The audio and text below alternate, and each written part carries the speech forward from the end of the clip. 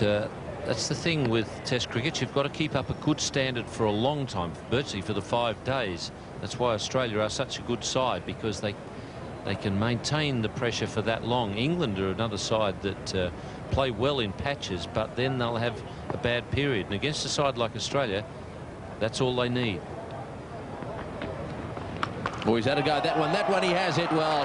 That one's sailing way down over the deep long on fence. And a big 6 it is as well. Well, he may have mishit a few, but that one was really sweetly hit right off the meat of the bat. And that is more like the Mark Waugh we know. 3 down for 183.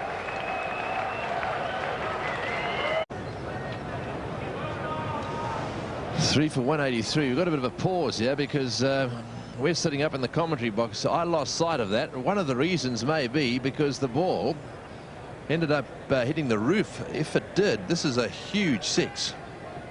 Have a look at this. He's whacked it. Up she goes. There it is. You can see it. Now, where does it come down? On the roof of the stand. Well, that is a huge hit. Whoa. That's an enormous hit. No wonder Mark Waugh was standing there admiring it. Well, that's a huge hit. I have no idea how high it is up here, but it's very high. Well, to still be at that height over that distance means it's an enormous hit. Yes, we'll have to have another look at that. It may well still be on the roof, the ball. I'm not sure this is... I've certainly never seen this before. Up it goes. He got right underneath it. It just makes the roof. Just have a look at this. What a hit. I reckon that might have just rolled along the top of the roof into the gutter. I'll tell you what, I bet there's no volunteers to go and get it. I've seen a former South Australian player climb up on the roof at the Adelaide Oval and retrieve a ball that had gone on that the red roof of the Adelaide stand. What's more, he did it in his cricket boots with the sprigs. But I don't think anybody will be climbing up there to get that one back. Right, well, just to give you some idea, he's hit that one from this end, and it's gone way up and landed around about there. That's where it's gone. And it's just rolled towards the back of the stand. In fact, it probably went a little high. I think it went up in the air, actually came down on the roof.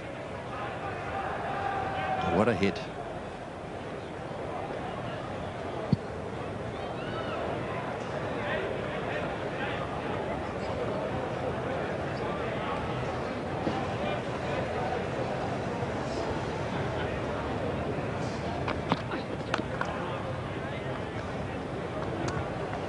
Well, I can recall Kim Hughes hitting one to the second tier of the pavilion at Lord's in the Centenary Test. That's a pretty big hit, but I think this one would be, well, it's certainly a lot higher than the second tier of the pavilion at Lord's. Badly. Now, we did have a bit of fun yesterday. Down at this end, we saw one of the best hits of all time. Mark Waugh's 6 was sensational. Have a look at this. Oh, he's had a go at that one. That one he has hit well. That one's sailing way down over the deep long on fence. And a big 6 it is as well. What a sweet hit that was. Now, the question is, how big a hit was it? Well, I'm standing at the crease from which he was batting. That's the view looking down towards the stand there. I can tell you it's 90 metres down to the end of the boundary. There's another 10 metres, which then takes us up to the level of the roof down there. And it's 35 metres up to the top. So he smashed it down there and it landed right on top of the roof. Now, those of you who've been to school know all about Pythagoras' theory. It's not too hard to work it out. In the right-angle triangle, the square on the hypotenuse is equal to the sum of the squares on the other two sides. Very simple. 100, 35, and away we go with the answer, 106.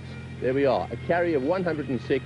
It would have gone a long way further if it had been allowed to drop instead of hitting the roof.